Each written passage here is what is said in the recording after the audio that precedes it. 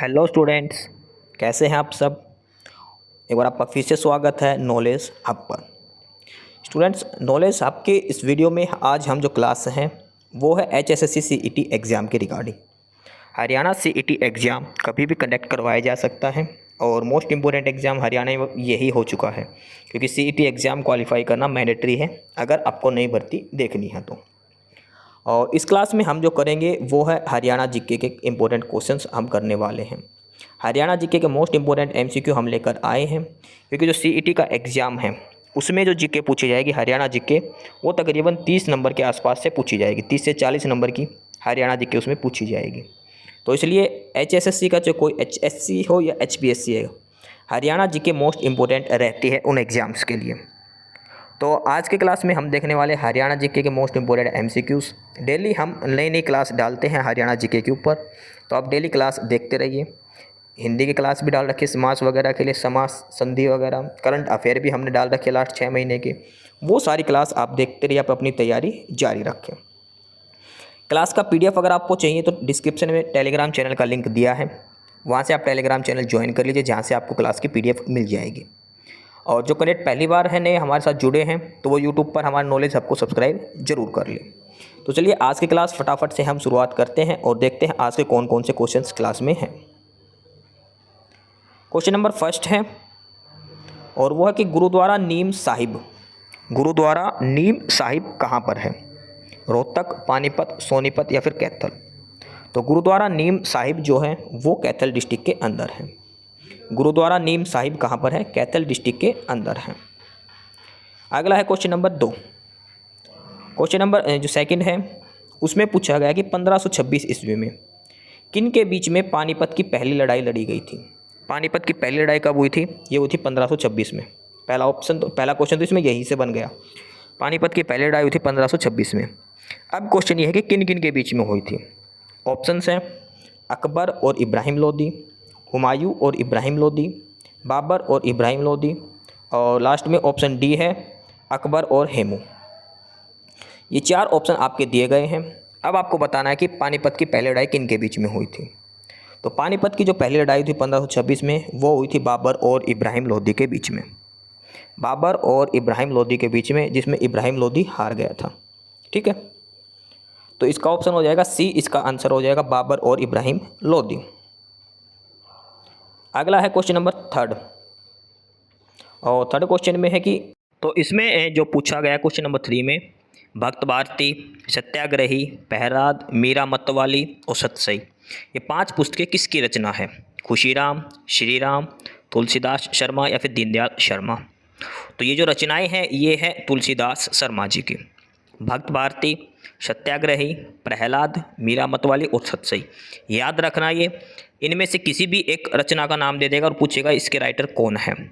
तो ये है तुलसीदास शर्मा जी के द्वारा लिखे गए हैं। अगला है क्वेश्चन नंबर 4।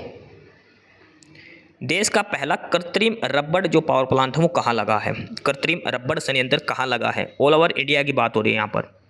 जयपुर राजस्थान, पानीपत हरियाणा, अहमदाबाद गुजरात या फिर शिमला हिमाचल प्रदेश। तो देश का पहला कृत्रिम रबड़ जो संयंत्र लगा है वो लगा है पानीपत हरियाणा के अंदर। पानीपत के अंदर ये लगा पहला कृत्रिम रबड़ संयंत्र स्थापित किया गया है। अगला है क्वेश्चन नंबर 5। लाल जंगली मुर्गा और गिद्ध प्रजनन केंद्र हरियाणा के कहाँ पर हैं? लाल जंगली मुर्गा और गिद्ध प्रजनन केंद्र ये हरियाणा में कहाँ पर हैं? कैरू यानी कि भिवानी के अंदर, पीपली कुरुक्षेत्र के अंदर, हिसार या फिर पंचकूला। तो लाल जंगली मुर्गा और गिद्ध प्रजनन केंद्र ये हरियाणा में पंचकूला में है। कहाँ पर है? पंचकूला या फिर पिंजौरा है। ठीक है, पंचकूला के अंदर है ये लाल जंगली मुर्गा और गिद्ध प्रजनन केंद्र। ऑप्शन डी इसका करेक्ट आंसर हो जाएगा, पंचकूला।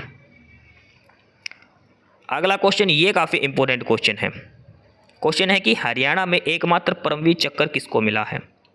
परमवीर चक्र किन मेजर या सूबेदार को दिया गया है? ऑप्शन है सूबेदार जोगिंदर सिंह, मेजर शैतान सिंह, मेजर होशियार सिंह या इनमें से कोई नहीं। तो हरियाणा का एकमात्र जो परमवीर चक्र मिला है वो मिला है मेजर होशियार सिंह को। मेजर होशियार सिंह को। अब इसमें कुछ चीज़ें पढ़ लेते हैं। मेजर होशियार सिंह को हरियाणा का एकमात्र परमवीर चक्र मिला है। किस लिए मिला है? 1971 में भारत और पाकिस्तान का जो युद्ध था उसके लिए। 1971 में इंडो और पाकिस्तान जो वार था उसके लिए इनको मिला है मेजर होशियार सिंह को परमवीर चक्र। बात करते भारत में सबसे पहले किसको दिया गया था, तो ये मिला था सोमनाथ शर्मा को। सोमनाथ शर्मा को सबसे पहले परमवीर चक्र दिया गया था। सोमनाथ शर्मा को भारत में पहले ऐसे हैं जिनको परमवीर चक्र दिया गया था। हरियाणा के अंदर दिया गया है मेजर होशियार सिंह को, ध्यान रखना। नेक्स्ट है क्वेश्चन नंबर 7। हरियाणा का राज्य पक्षी क्या है? हरियाणा का राज्य पक्षी क्या है? मोर, तोता, कबूतर या फिर ब्लैक फैक्ट्री। तो ब्लैक फ्रैंकोलिन जो है, जो काला तितर जिसको बोलते हैं, वो हरियाणा का राज्य पक्षी है। काला तितर जिसको बोलते हैं ये हरियाणा का राष्ट्रीय पक्षी है, ध्यान रखना। इसमें काला तितर भी लिखाया गया, फिर इंग्लिश में भी नाम याद रख लेना, कई बार ये इंग्लिश वाला नाम इसमें दे देता है। अगला है क्वेश्चन नंबर 8, HUDA। HUDA अब इसका नाम हो गया HSVP, पहले HUDA था, हुडा। इसका फुल फॉर्म क्या है? Human development authority, Haryana urban development authority, Haryana urban destroy authority, human rights authority. तो HUDA का जो फुल फॉर्म है वो है हरियाणा अर्बन डेवलपमेंट अथॉरिटी, लेकिन अब इसका नाम हो गया है HSVP। हुडा का जो नाम है वो हो गया HSVP, हरियाणा शहरी विकास प्राधिकरण, ध्यान रखना। HUDA का नया नाम हो गया HSVP, हरियाणा शहरी विकास प्राधिकरण, ठीक है, ये ध्यान रख लेना इसमें। तो इसमें जो इसकी जो फुल फॉर्म है वो है Haryana urban development authority, HUDA, Haryana urban development authority. Question number 9, ये काफ़ी इंपॉर्टेंट क्वेश्चन है। ये क्वेश्चन पेपर में जरूर आएगा, किसी भी पेपर में किसी भी शिफ्ट में पूछा जाए हरियाणा का। हरियाणा सरकार ने जो वर्ष 2017 है उसको किस रूप में बनाया था? हर साल एक टारगेट लेती कि सरकार इस साल को हम इस रूप में मनाएंगे। तो 2017 को किस रूप में बनाया था? तो हरियाणा ने 2017 को बनाया था गरीब कल्याण वर्ष। 2017 को बनाया गया था गरीब कल्याण वर्ष के रूप में। 2018 को बनाया गया था उज्ज्वला वर्ष 2018। 2019 को बनाया गया था युवा रोजगार वर्ष। 2020 को बनाया गया था सुशासन संकल्प वर्ष। 2021 को बनाया गया था सुशासन परिणाम वर्ष। 2022 को बनाया गया था सुशासन अंत्योदय वर्ष। और 2023 को बनाया गया था अंत्योदय आरोग्य वर्ष। ये 7 साल आपसे लगातार करवा दिए हैं, 2017, 18, 19, 20, 21, 22, 23। 2017 बनाया था गरीब कल्याण वर्ष, जब गरीब लोग थे फिर उनको गैस सिलेंडर दिए गए उज्ज्वला योजना के तहत। फिर अगले साल युवाओं को रोजगार दिया गया। रोजगार के बाद सुशासन का संकल्प किया गया कि हम अच्छे से शासन करेंगे। फिर अगले साल उसका परिणाम आया और उसके बाद सुशासन में अंत्योदय वर्ष जोड़ दिया। अब जो अंत्योदय था वो आरोग्य वर्ष बना दिया। ऐसे आप आसानी से इसको याद रख सकते हो। 2017 में गरीबों का कल्याण करने का टारगेट लिया था। 2018 में फिर उज्ज्वला वर्ष बनाया गया था, जो गैस सिलेंडर वाला स्कीम शुरू करी गई थी। उसके बाद 2019 में सरकार ने सबसे ज़्यादा भर्तियां करी थी, युवाओं को रोजगार दिया था। रोजगार के बाद सरकार ने क्या डिसाइड किया कि सुशासन से शासन करना, अच्छे से शासन, तो सुशासन का संकल्प लिया था। 21 में फिर उसका परिणाम था सुशासन परिणाम वर्ष। 22 में फिर सुशासन के साथ अंत्योदय वर्ष जोड़ दिया गया। अंत्योदय के बाद अंत्योदय को आरोग्य बनाने का टारगेट था 2023 का। तो ये 7 साल आपको याद रखने हैं, मोस्ट इंपॉर्टेंट ये क्वेश्चन बनता है। ये जो सारे के सारे ऑप्शन हैं इनके सामने लिख रखा कौन सा साल किस रूप में बनाया गया था। हरियाणा सरकार ने सारे बनाए गए हैं, इसका आप स्क्रीनशॉट लेकर भी सेव कर सकते हो। मोस्ट इंपॉर्टेंट चीज़ है ये एग्जाम के पर्पज से। क्वेश्चन नंबर 9 था ये। अगला है क्वेश्चन नंबर 10 और क्वेश्चन नंबर 10 है चंडीगढ़ शहर का वास्तुकार कौन था? ली कार्बूजियर, जे.सी. शाह, मोहिंदर लाम या फिर जवाहरलाल नेहरू। तो चंडीगढ़ का जो वास्तुकार जो था वो है ली कार्बूजियर। ली कार्बूजियर चंडीगढ़ शहर का वास्तुकार था, यानी कि जो चंडीगढ़ का डिज़ाइन जिसने बनाया था वो ली कार्बूजियर ने बनाया था। क्वेश्चन नंबर 11 ये भी काफ़ी इंपॉर्टेंट है। मोहम्मद बिन तुगलक किस जैन विद्वान से परामर्श लेते और उसको सम्मान देते थे? मोहम्मद बिन तुगलक जो तुगलक वंश के शासक था वो एक जैन विद्वान से डिस्कस करते थे, कोई भी परामर्श हो उनसे ही लेते थे। जिन प्रभा सूरी, महेंद्र सूरी, हेमचंद्र सूरी या फिर कुंड आचार्य। तो मोहम्मद बिन तुगलक जिस जैन विद्वान से परामर्श लेते थे वो है जिन प्रभा सूरी। ऑप्शन ए इसका आंसर है। मोहम्मद बिन तुगलक किस जैन विद्वान से परामर्श लेते थे? जिन प्रभा सूरी से। ऑप्शन ए इसका करेक्ट आंसर हो जाएगा। अगला है क्वेश्चन नंबर 12। हरियाणा में पैदा की जाने वाली 3 फसलें कौन सी हैं? तीन फसल कौन सी हरियाणा में मुख्य रूप से होती है? ऑप्शन ए है धान, गन्ना और कपास। ऑप्शन बी है मिर्च, गेहूं या ज्वार। ऑप्शन सी है बाजरा, गेहूं और दालें। ऑप्शन डी है बाजरा, सूरजमुखी और सरसों। तो हरियाणा में देखो मिर्च का ऑप्शन हट गया, मिर्च आने की वजह से। इसमें दालें हैं वो भी हरियाणा में प्रमुख रूप से नहीं होती, ना ही हरियाणा में सूरजमुखी होती प्रमुख रूप से। हरियाणा में जो मेन जो फसल हैं वो धान, गन्ना और कपास हैं। ऑप्शन के हिसाब से बात हो रही है धान, गन्ना और कपास। ठीक है, धान, गन्ना और कपास ये हरियाणा में तीन प्रमुख फसलें हैं जो की जाती हैं। ये है क्वेश्चन नंबर 13। इसमें जो बच्चे कंफ्यूज होते हैं, विधानसभा में कितने सदस्य हैं? विधानसभा में 90 हैं, सभी को पता है। 10 किसमें हैं? लोकसभा में। राज्यसभा में कितने सदस्य हैं? 5। ध्यान रखना।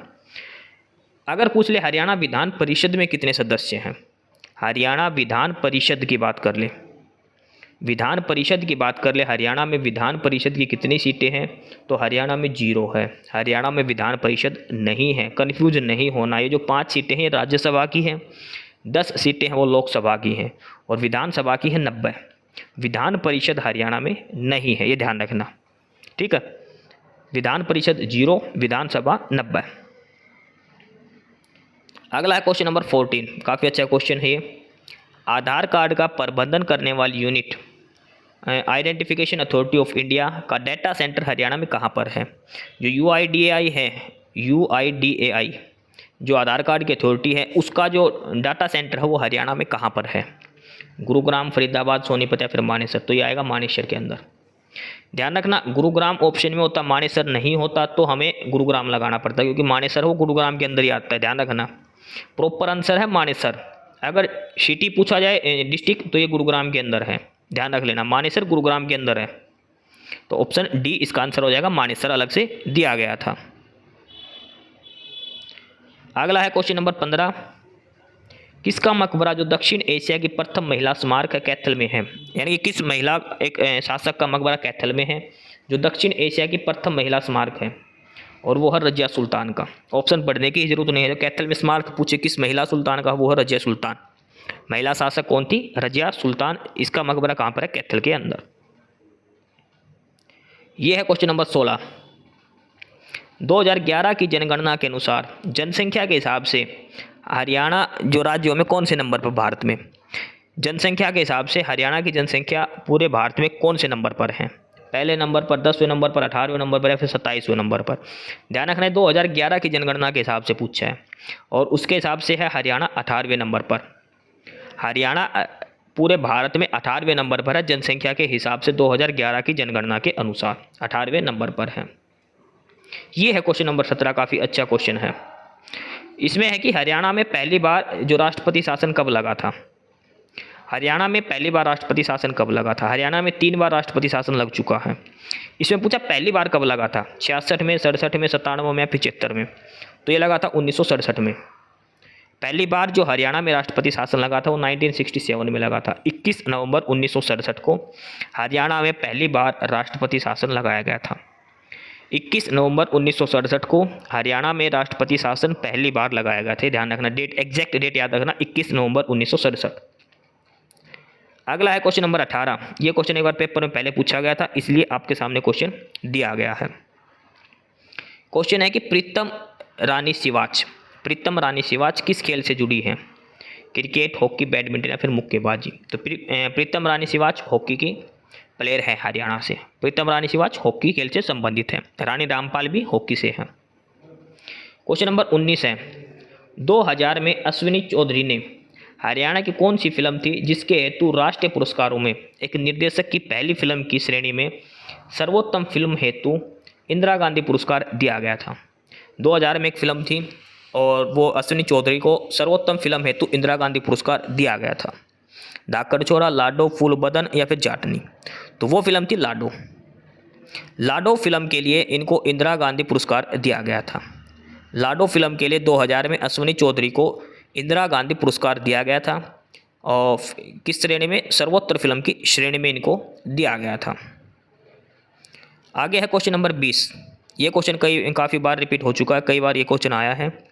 साहिबी नदी को वैदिक काल में क्या कहते थे? साहिबी जो नदी है उसको वैदिक काल में क्या कहते थे? कर्णवती, कुमुदवती, सरस्वती या फिर दृशदवती? तो साहिबी नदी को कहा जाता था दृशदवती। वैदिक काल में साहिबी नदी को दृष्टद्वती कहा जाता था। दृष्टद्वती कहा जाता था। अगला है question number 21। HPGCL Haryana power generation corporation, HPGCL बोलते हैं इसको, HPGCL, इसकी कई बार फुल फॉर्म भी आती है HPGCL, Haryana power generation corporation limited. इसकी स्थापना कब हुई थी? 1999, 1990, 1997 या फिर 1993। तो HPGCL की स्थापना हुई थी 17 मार्च 1997 को। 17 मार्च 1997 को HPGCL की स्थापना हुई थी। एग्जैक्ट डेट याद रखना, 17 मार्च 1997। मेन तो इसकी फुल फॉर्म है HPGCL, Haryana power generation corporation limited. Question number 22 है, रोहतक में 1857 की क्रांति में किसने महत्वपूर्ण भूमिका निभाई थी? जो 1857 की क्रांति हुई थी तो उसमें रोहतक में किसने महत्वपूर्ण भूमिका निभाई थी? मेयों ने, रांगंडों ने, गुजरों ने या इनमें से कोई नहीं? तो वे थे रांगंडों ने।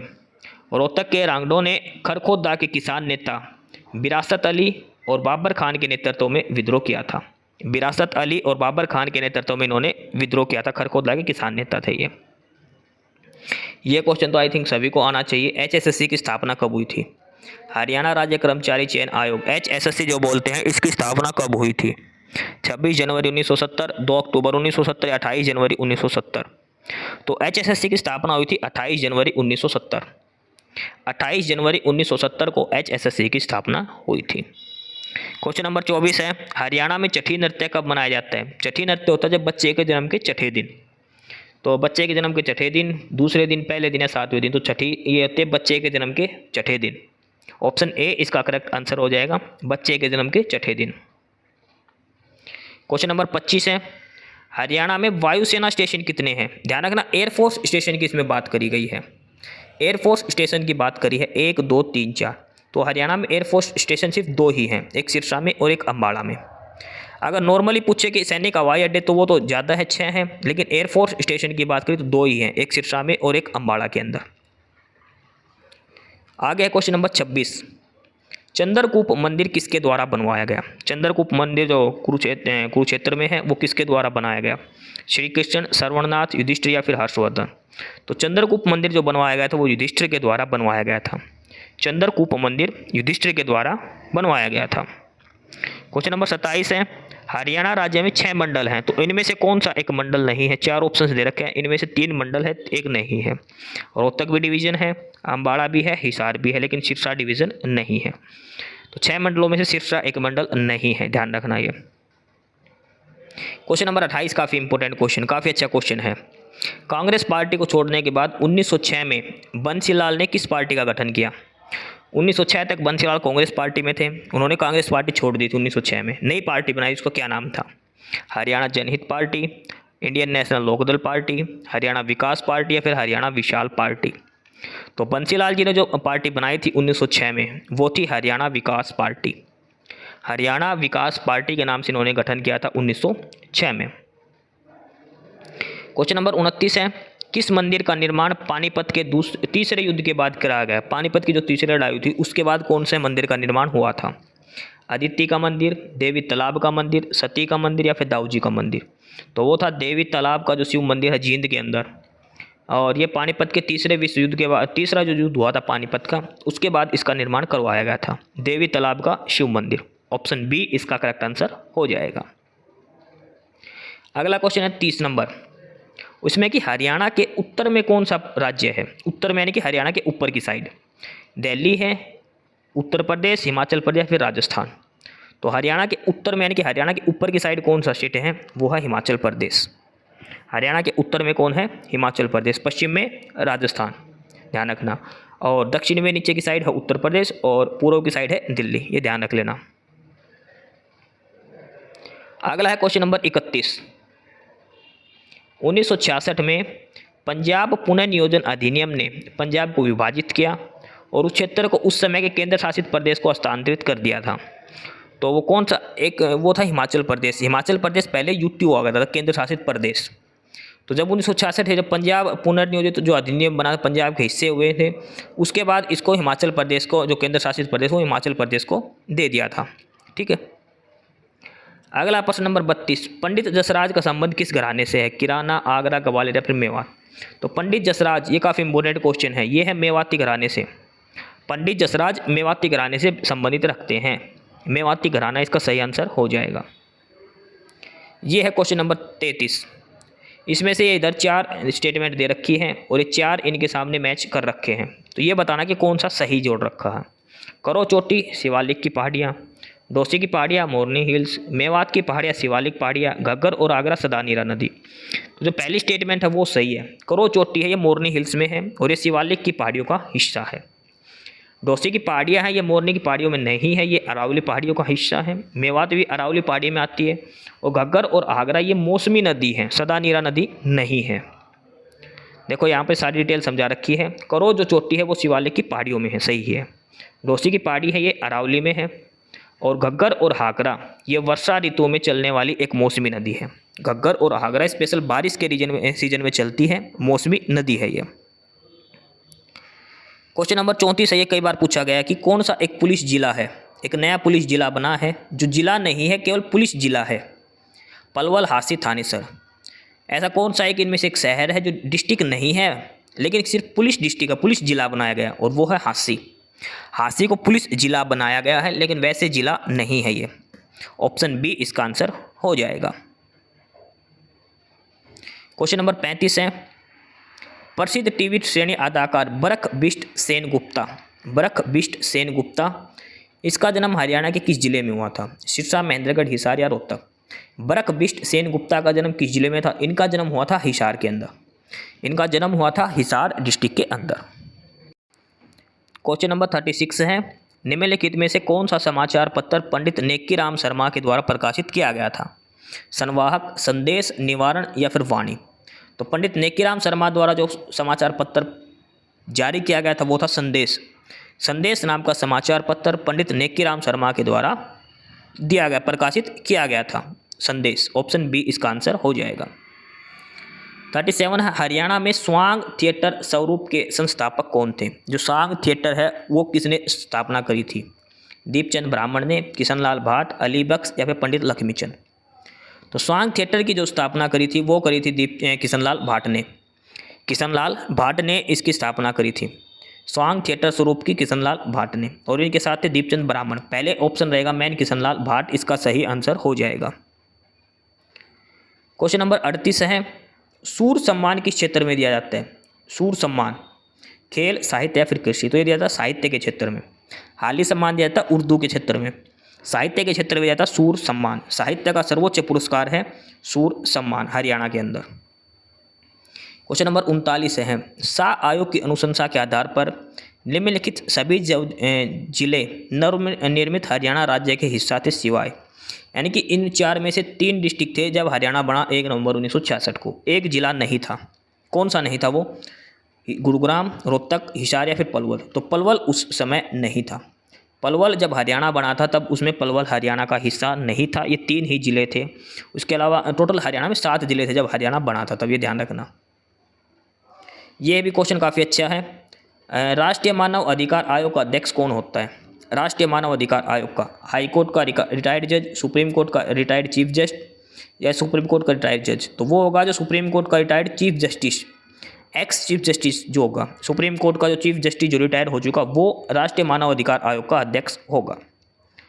ठीक है, तो स्टूडेंट ये थे आज के क्लास के इंपॉर्टेंट 40 क्वेश्चन हरियाणा जीके से संबंधित हैं। सभी क्वेश्चंस के ऑप्शन के साथ आपको करवाए गए हैं, आप आसानी से कर सकते हैं। डिस्क्रिप्शन बॉक्स में टेलीग्राम चैनल का लिंक है, वहाँ से आप जाकर इस क्लास की PDF ले सकते हो, आपको पढ़ने में आसानी रहेगी। साथ के साथ जो कैंडिडेट नए हैं वो क्लास के लिए यूट्यूब चैनल को भी सब्सक्राइब कर ले ताकि आपको अपडेट मिलती रहे। सभी क्वेश्चंस अच्छे से आपको समझाए गए, डेली आपको क्लासेस अपलोड की जा रही हैं। करंट अफेयर लास्ट 6 महीने की अपलोड की जा चुकी है, आप वो भी देख सकते हैं। ये CET को लेकर काफ़ी इंपॉर्टेंट क्लास हैं। तो फिलहाल यही क्वेश्चन थे आज की इस क्लास में। एस्पिरेंट्स यही था आज की इस वीडियो में आपके लिए। ठीक है, और बाकी अगर कुछ नहीं समझ में आया या कुछ पूछना हो या फिर किसी स्पेसिफिक टॉपिक पे पूछना हो, वीडियो बनवानी हो, तो आप कमेंट बॉक्स में कमेंट कर सकते हैं। ठीक है, बाकी आप हमारा चैनल नॉलेज हब को सब्सक्राइब जरूर करें, अपने फ्रेंड्स को रिकमेंड करें और वीडियो को लाइक करें, शेयर करिए, जुड़े रहिए हमारे साथ। मिलते रहेंगे आपके साथ रोज़ रोज़ नए कंटेंट के साथ, नई अपडेट्स के साथ। ठीक है, और चैनल को शेयर ज़रूर करें अपने फ्रेंड्स के साथ। एक बार फिर से जो एस्पिरेंट्स जो कैंडिडेट्स नए हैं वो चैनल को सब्सक्राइब जरूर करें, अपने चैनल नॉलेज हब। ठीक है, मिलते हैं नई अपडेट्स के साथ, तब तक के लिए बाय।